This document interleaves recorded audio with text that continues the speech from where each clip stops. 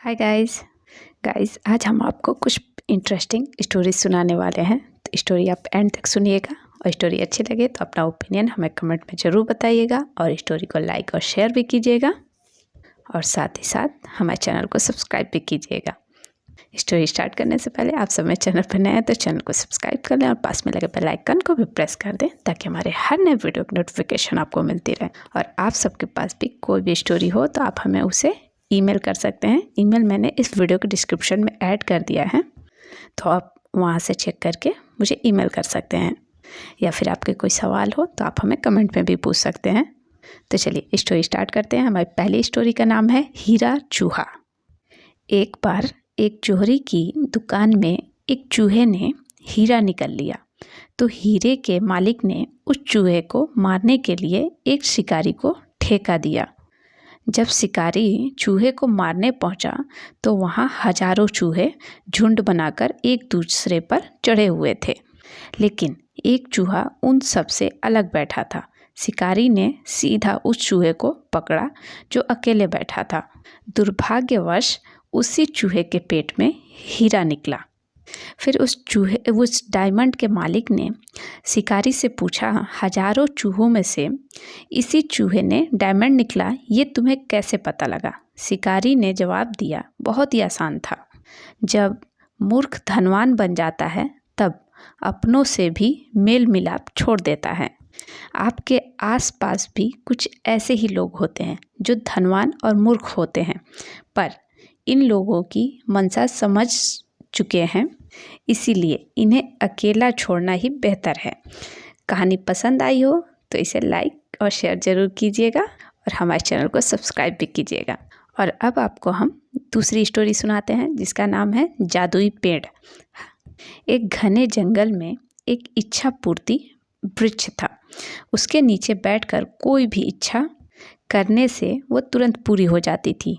ये बात बहुत कम लोग जानते थे क्योंकि उस घने जंगल में जाने की कोई हिम्मत ही नहीं करता था। फिर एक बार संयोग से एक थका हुआ व्यापारी उस वृक्ष के नीचे आराम करने के लिए बैठ गया। उसे पता ही नहीं चला कि कब उसकी नींद लग गई। फिर जागते ही उसे बहुत भूख लगी। उसने आसपास देखकर सोचा, काश कुछ खाने को मिल जाए। तभी अचानक से स्वादिष्ट पकवानों से भरी थाली हवा में तैरती हुई उसके सामने आ गई। फिर व्यापारी ने पेट भर खाना खाया और भूख शांत होने के बाद सोचने लगा, काश कुछ पीने को मिल जाए। तभी तुरंत उसके सामने हवा में तैरते हुए अनेक शरबत आ गए। शरबत पीने के बाद वह आराम से बैठकर सोचने लगा, कहीं मैं सपना तो नहीं देख रहा हूँ। हवा में से खाना पानी प्रकट होते पहले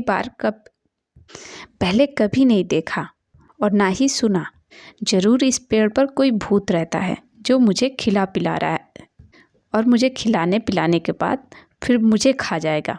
ऐसे सोचते ही तत्काल उसके सामने एक भूत आया और उसे खा गया।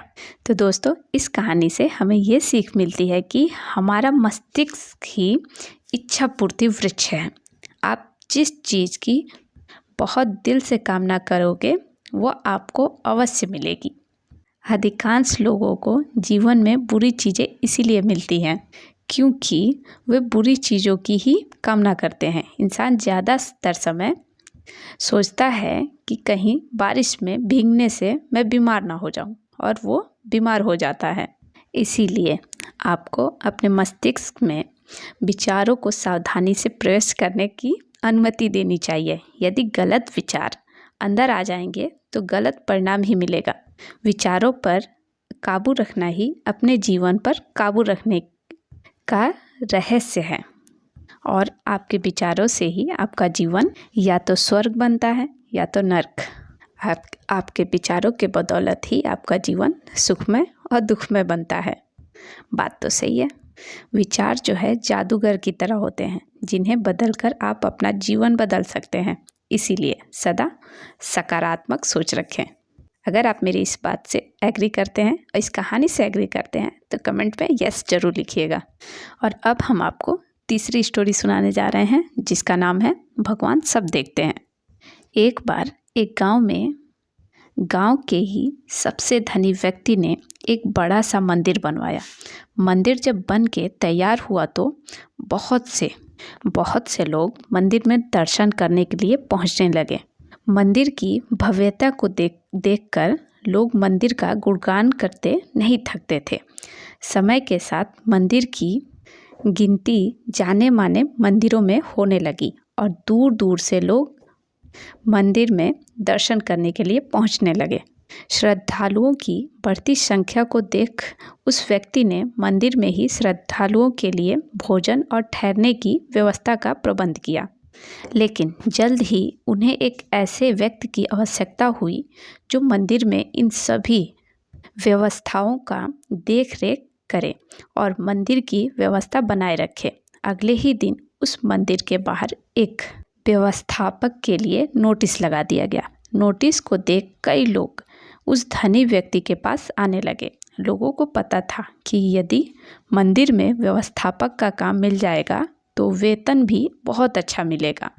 लेकिन वो धनी व्यक्ति सभी से मिलने के बाद उन्हें लौटा देता और सभी से यही कहता कि मुझे इस कार्य के लिए एक योग्य व्यक्ति चाहिए जो मंदिर की सही से देख रेख कर सके।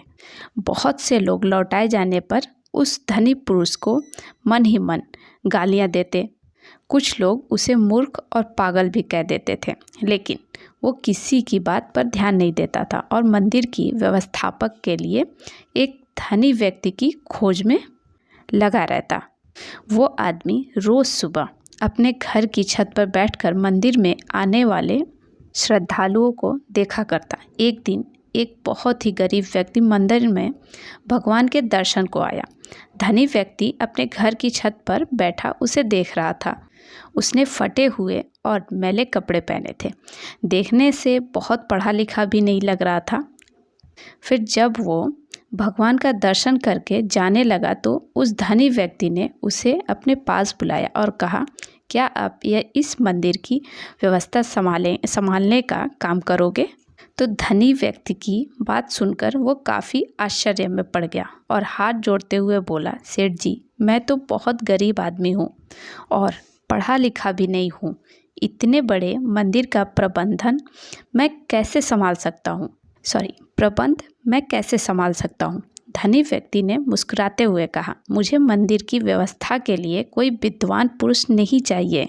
मैं तो किसी योग्य व्यक्ति को इस मंदिर के प्रबंधन का काम सौंपना चाहता हूँ। लेकिन इतने सब श्रद्धालुओं में आपने मुझे ही योग्य व्यक्ति क्यों माना? उसने आश्चर्य से पूछा। तब धनी व्यक्ति बोला, मैं जानता हूँ कि आप एक योग्य व्यक्ति हैं। मंदिर के रास्ते में मैंने कई दिनों से एक ईंट का टुकड़ा गाड़ा था जिसका एक कोना ऊपर से निकला हुआ था।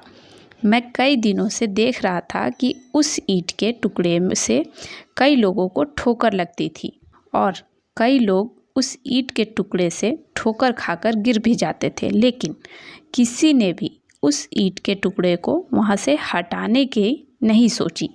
फिर आपको उस ईंट के टुकड़े से ठोकर नहीं लगी, लेकिन फिर भी आपने उसे देखकर वहाँ से हटाने की सोची और मैं ये देख रहा था कि आप मजदूर से फावड़ा ले गए और उस टुकड़े को खोदकर वहाँ की भूमि समतल करने में लग गए। धनी व्यक्ति की बात सुनकर उस व्यक्ति ने कहा, मैंने कोई महान कार्य नहीं किया है। दूसरों के बारे में सोचना और रास्ते में आने वाली दुविधाओं को दूर करना तो हर मनुष्य का कर्तव्य होता है, क्योंकि मेरा ऐसा मानना है कि भगवान सब देखता है और उसी का ये फल मुझे मिल रहा है।